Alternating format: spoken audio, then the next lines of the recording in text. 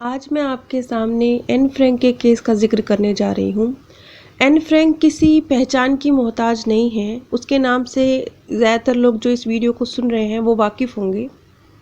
Anne Frank अपनी मृत्यु के बाद एक लेखिका के रूप में उभरी, लेकिन वो अपनी मृत्यु के बाद प्रसिद्धि को प्राप्त हुई। Diary of a young girl नाम से उनकी एक डायरी, जो वो हर रोज़ अपने जीवन में जो भी घटित होता था उसे वो एक डायरी में लिखा करती थी। उनकी मृत्यु के बाद वो डायरी प्रकाशित हुई, जिसे डायरी ऑफ ए फ्रैंक के नाम से भी जाना जाता है।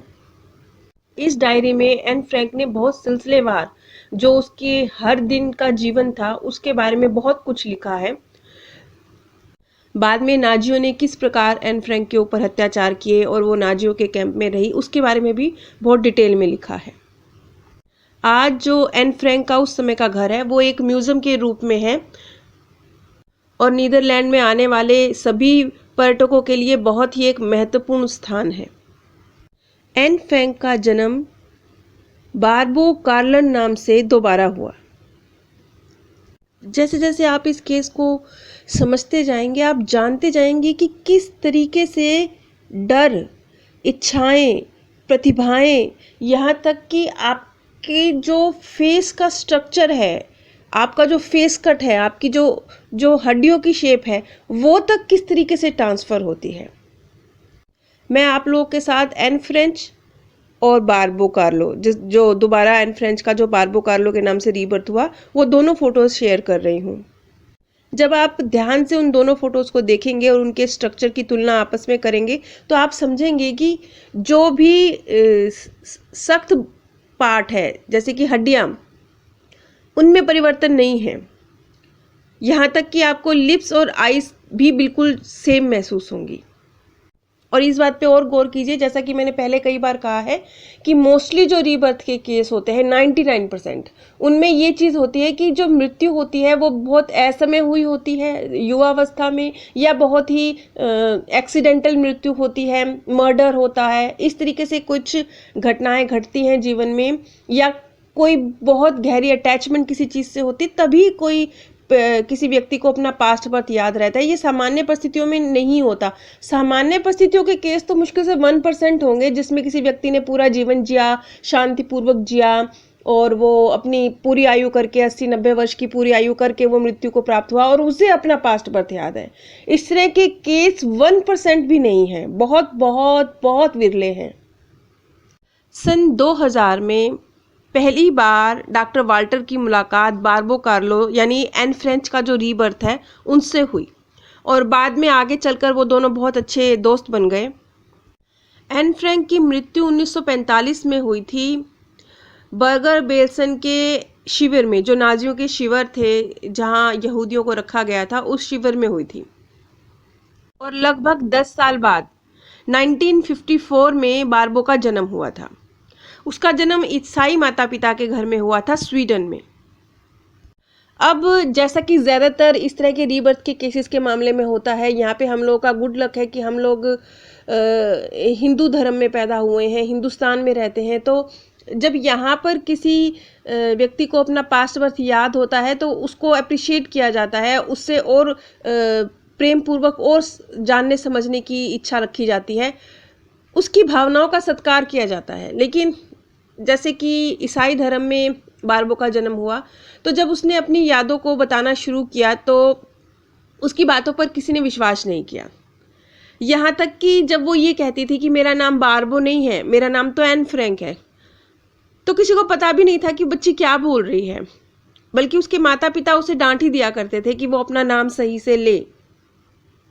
और एक स्टेज तो ये आ गई थी कि बारबो, जो कि अपना पास्ट बर्थ बहुत अच्छे तरीके से जानती थी एन फ्रैंक के रूप में, इतनी स्पष्ट यादें थी उसके अंदर, मतलब मोस्टली तो बच्चे भूल जाया करते हैं, जब उनको इस तरीके से डिमोटिवेट किया जाता है तो वो भूल जाया करते हैं। लेकिन एन फ्रैंक को बहुत डिमोटिवेट किया गया, उसकी बातों पर बिल्कुल गौर नहीं किया गया, बल्कि उसे डांटा ही गया कि वो क्या बोलती है, अपना नाम गलत क्यों लेती है। इसके बावजूद वो यादें उसके अंदर रहीं। ये क्यों रहा? क्योंकि ये जो उस बच्ची के साथ एन फ्रैंक के रूप में जो पास्ट बर्थ में हुआ था, वो यादें बहुत डीप थी, वो दर्द बहुत डीप था। वो उस बच्ची ने जो सहा था वो इतना डीप था कि इस बर्थ में उसे बहुत दबाने की कोशिश भी की गई। नॉर्मली अगर ऐसा हो तो बच्चा भूल जाएगा अपना पास्ट बर्थ, वो बहुत जल्दी, वैसे ही बच्चे भूल जाते हैं। तो जब ऊपर से आपको एक दबाव मिले तो आप बिल्कुल ही भूल जाएंगे।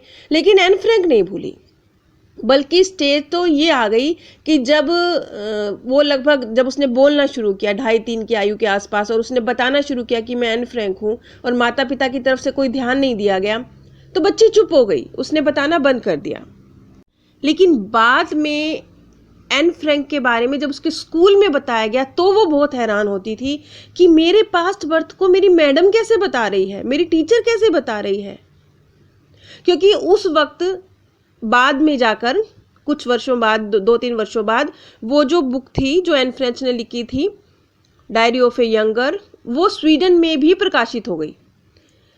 जब तक वो अपने विषय में बताया करती थी कि मैं एन फ्रैंक हूँ, तब तक तो वो बुक प्रकाशित नहीं हुई थी, इसलिए उसके माता पिता कुछ भी नहीं जानते थे कि कौन है एन फ्रैंक। लेकिन जब उसने स्कूल जाना शुरू किया, जब वो 5-6 वर्ष की आयु के आसपास वो स्कूल जाने लगी और उसकी टीचर वहाँ एन फ्रैंक के बारे में चर्चा करने लगी, तब उसे पता चला कि वो जिस एन फ्रैंक का जिक्र करती है वो कौन है। तब उसके माता पिता को भी रियलाइज हुआ कि वो शायद अब तक बच्ची को गलत तरीके से दबा रहे थे। बारबो कहती है कि उसके मम्मी पापा चाहते थे कि वो उन्हें माँ और पा कहे, लेकिन बारबो तो उन्हें मम्मी पापा भी कहना नहीं चाहती थी, क्योंकि वो कहती थी कि उसके मम्मी पापा तो कोई और है। बारबो ने बचपन में अपने मम्मी पापा से, जो उसके इस वक्त के मम्मी पापा थे, उनसे यहाँ तक कहा कि वो अपने असली मम्मी पापा के पास जल्दी ही चली जाएगी, वो उसे लेने आएंगे और वो अपने घर चली जाएगी। अच्छा, बात सिर्फ इतनी नहीं थी कि एन फ्रैंक को अपना पासवर्ड याद था और वो अपने माता पिता को बताया करती थी, बल्कि बात इससे भी आगे की थी। बात ये थी कि बारबो को बचपन से ही बुरे सपने आया करते थे। कई बार वो देखती थी कि वो कुछ लोग हैं जो सीढ़ियों पे चढ़ते हुए आ रहे हैं, और वो और उसके परिवार के लोग छिपने की जगह ढूंढ रहे हैं, और वो अटारी के ऊपर दरवाजे पर लात मारते हैं, और ये सैनिक हैं जिन्होंने वर्दी पहनी हुई है, इस तरह के लोग हैं, और जो उसके दरवाजे पर लात मार रहे हैं, उसके घर का दरवाज़ा तोड़ रहे हैं, और वो घर के अंदर छुपने की जगह ढूंढ रही है। अब ये सीन जो वो अक्सर सपने में देखा करती थी, ये एग्जैक्टली ऐसे ही था, ऐसे ही होता था उस समय पे। यहूदियों के साथ ऐसे ही अत्याचार होते थे। इसी तरीके से नाजी पुलिसकर्मी आया करते थे और उनके घरों में घुसकर उन्हें उठाकर ले जाया करते थे, और इसी तरीके से डर के, छुप के जो उस समय के यहूदी लोग थे वो जिया करते थे। तो एन फ्रैंक जो सपना देख रही थी वो सपना नहीं था, वो उसके पास्ट बर्थ में घटित हुई हकीकत की घटना थी, और ये डर वहीं से आया था। पास्ट बर्थ में जो उसके साथ हुआ, ये डर वहीं से आया था कि आज वो सपनों के रूप में उसे दिखाई देता था। वो सिपाहियों से डरती थी, क्योंकि उस समय के जो नाजी सिपाही थे, उन्होंने यहूदियों के ऊपर इतना अत्याचार किया था कि वो सभी सिपाही, जो भी वर्दीधारी उसके सामने से गुजरता था, वो कांपने लगती थी। सिर्फ इतना ही नहीं, वो नहाना पसंद करती थी, लेकिन वो शावर कभी नहीं लेती थी। क्यों नहीं लेती थी वो शावर? क्योंकि नाजियों के कैंप में यहूदियों को जिस तरीके से एक अमानवीय और अमर्यादित रूप से शावर दिया जाता था, वो यादें उसके अंदर बैठी हुई थी कि किस तरीके से जहरीले शावर तक उन्हें दिए जाते थे। तो ये सारा जो प्रोसेस था, वो उसके अंदर इतनी ज़्यादा शर्म और दर्द था कि वो शावर तक नहीं लेती थी, शावर तक से उसे डर लगता था। अब आप देखिए कि किस तरीके से पास्ट बर्थ आपकी प्रेजेंट के ऊपर हावी होता है। क्यों मैं बार बार कहती हूँ कि पास्ट बर्थ से जो आपका जो प्रेजेंट बर्थ है, इसमें अगर कहीं कोई शिकवे हैं, शिकायतें हैं, डर हैं, तो अभी रिजोल्व कर लीजिए, अभी उनको ठीक करने की कोशिश कीजिए।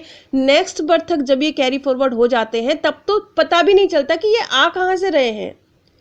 ठीक करना तो बात की बात है, ये तक समझ नहीं आता कि ये चीज़ें आ कहाँ से रही हैं। यही हुआ बारबो के साथ। इसी तरीके से बारबो को बीन्स खाना बिल्कुल पसंद नहीं था। अब बारबो को इस बर्थ में बीन्स खाना क्यों पसंद नहीं था? इसलिए क्योंकि जब वो एन फ्रैंक थी तब क्योंकि वो छुप के जीवन जी रहे थे, गरीबी का वक्त था, उनके पास धन नहीं था, तो वो कैसे तैसे करके एक बीन्स ही उस समय पे इनको ईजिली अवेलेबल सबसे सस्ता फूड था, तो वो हमेशा उनके घर में लगभग 2 वर्ष तक हर रोज़ बीन्स ही बनी। जीवित रहने के लिए वो हर रोज़ बीन्स ही खाया करते थे। तो इस वजह से वो बीन्स तक से नफरत करती थी। जब बार्बो के रूप में उसका जन्म हुआ तो वो बीन्स को हाथ नहीं लगाती थी, बीन्स को बिल्कुल उसकी एक चम्मच भी मुंह में डालना नहीं चाहती थी। क्यों? क्योंकि 2 वर्ष तक उससे पहले एन फ्रेंच के रूप में वो सिर्फ बीन्स खाकर ही जिंदा रही थी। यहाँ तक कि बार्बो की जो इस तरह की यादें थी वो उसके माता पिता को इतनी परेशान करती थी कि वो उसे मनोचिकित्सक के पास भी ले गए। लेकिन क्योंकि मनोचिकित्सक भी शायद उसके माता पिता की तरह ही इन बातों पे बिलीव नहीं करता था और उन्होंने भी उसे डीमोटिवेट ही किया। तो ये सारी जो परिस्थितियाँ बनी माता पिता की तरफ से, मनोचिकित्सकों की तरफ से, तो इस सारी बातों के बाद वो बच्ची बार्बो एकदम शांत हो गई। उसने याद था उसे सब, वो भूली कुछ नहीं थी, लेकिन फिर भी वो शेयर नहीं करती थी बातें। वो ये नहीं कहती थी कि मैं एन फ्रेंच हूँ, उसने ये कहना शुरू कर दिया कि मैं बार्बो हूँ।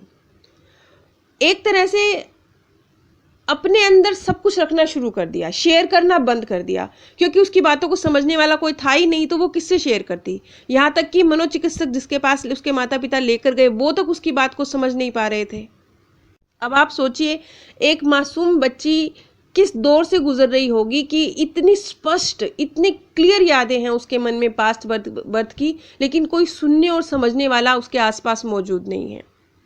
खैर, इसके बाद एक दूसरा दौर शुरू होता है। वो दौर जब एन फ्रेंच ने बार्बो ने स्कूल जाना शुरू किया और उसके बाद जब रियलाइज़ हुआ उसके माता पिता को कि वो सही कह रही है, और उसके बाद जब वो उसको नीदरलैंड में उस जगह पर लेकर गए जहाँ पर एन फ्रेंच रहा करती थी, तब जो उसकी जो प्रतिक्रिया थी उस घर को देखकर, जो कि अब म्यूज़ियम में तब्दील हो चुका था, वो सीढ़ियाँ, वो घर, वो रास्ते, यहाँ तक कि वो एक अटारी सी थी जहाँ पे छुपा करता था उसका परिवार, उसको देख के वो कांप गई, क्योंकि उसको देख के उसे वो यादें ताज़ा हो गई कि किस तरीके से वो इस अटारी के पीछे जाके छुपा करती थी। तो वो पसीने पसीने हो गई जब उसने उस अटारी को देखा। सिर्फ इतना ही नहीं, एन फ्रैंक ने उस समय के जो हीरो हीरोइंस थे उनकी फ़ोटोज़ काट कर दीवार पर चिपकाई हुई थी। तो जो म्यूज़ियम था, म्यूज़ियम में म्यूज़ियम वालों ने उन फ़ोटोज़ तक को हटाया नहीं था, वो चित्र भी एज इट इज़ ही दीवार के ऊपर लगे हुए थे। तो उनको देखकर बार्बो के मुख पे स्माइल आई और उसने कहा कि ये फ़ोटोज़ अभी तक यही हैं। ये उस समय के हीरो हीरोइंस की फ़ोटोज़ थी जो एन फ्रैंक काट काट कर उनको दीवार पर चिपकाया करती थी। खैर, इस सारे केस का जिक्र मैं डिटेल में अगली कड़ी में करूँगी। बहुत सी बातें हैं जो अगर हम बहुत डीप समझें, अगर हम ध्यान दें, तो हम समझ पाएंगे कि हमारे जो स्वर्गीय प्रियजन हैं वो किस रूप में रीबर्थ ले सकते हैं, और अगर हमने रीबर्थ लिया है तो हमने किस रूप में रीबर्थ लिया है। ऐसी बहुत सी बातें हैं, ऐसी एक बात नहीं है, ऐसी अनेकों बातें हैं।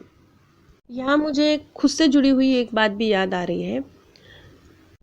मेरी दादी जी का स्वर्गवास मेरे पैदा होने से 2 वर्ष पहले हो गया था, और वो सिख धर्म से ताल्लुक़ रखती थी और वो बहुत रेगुलरली गुरुद्वारे जाया करती थी, जबकि मेरी मम्मी आर्य समाज से ताल्लुक़ रखती हैं और मेरे पिताजी सनातन धर्म से ताल्लुक़ रखते रहे।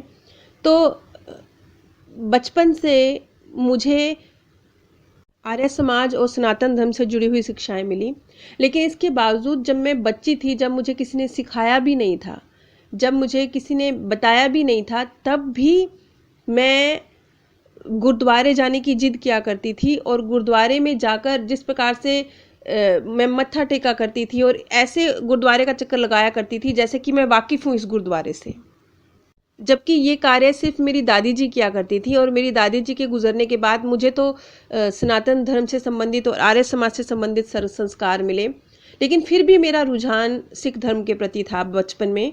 और जब मैं पैदा भी नहीं हुई थी, उससे पहले ही मेरे पिताजी, जबकि वो जानते भी नहीं थे कि पुत्री पैदा हुई है या पैदा होने वाली है, उन्होंने कहना शुरू कर दिया था कि बस अब मेरी माताजी आने वाली हैं। और इससे पहले उन्होंने स्वप्न में भी ये देखा था कि उनकी मम्मी जी उनके घर आ रही हैं। ये मैं आपको इसलिए बता रही हूँ कि ये कुछ एक बातें होती हैं जिनसे अगर आप थोड़ा सा मनन चिंतन करेंगे, थोड़ा सा डीप एनालिसिस करेंगे, तो आप समझ पाएंगे कि आप किसका रीबर्थ हैं या आपका प्रियजन को किसका रीबर्थ हो सकता है। क्योंकि मेरा इस दिशा में रुझान रहा है, तो मेरे इस दिशा में मनन चिंतन हमेशा बचपन से चलते रहे हैं। और ये सारी बातें जो मैं आज पढ़ रही हूँ, मुझे कोई हैरानी नहीं हो रही है, इसलिए क्योंकि जब मैंने ये सारी बुक्स पढ़ी भी नहीं थी, जब मेरा इन चीज़ों के प्रति मेरे को कुछ जानकारी भी नहीं थी, उस समय पर भी मेरा दिमाग इसी दिशा में इसी तरह से चला करता था। और मैं हैरान होती हूँ आज जब मैं इन बुक्स को पढ़ती हूँ कि मेरी जो मनन चिंतन था वो इतना सिमिलर कैसे था।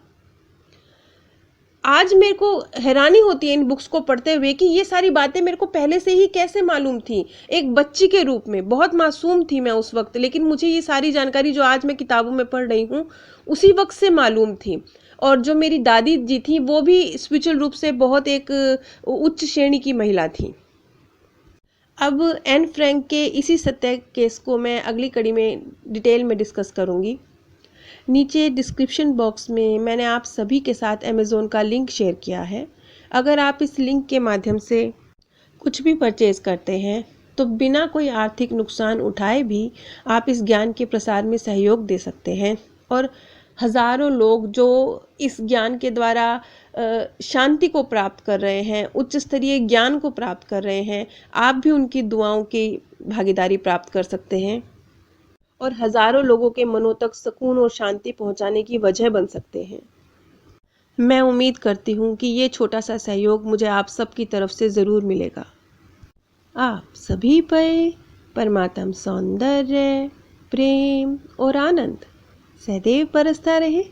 आप सभी दिव्य परम धाम में स्थान प्राप्त करें।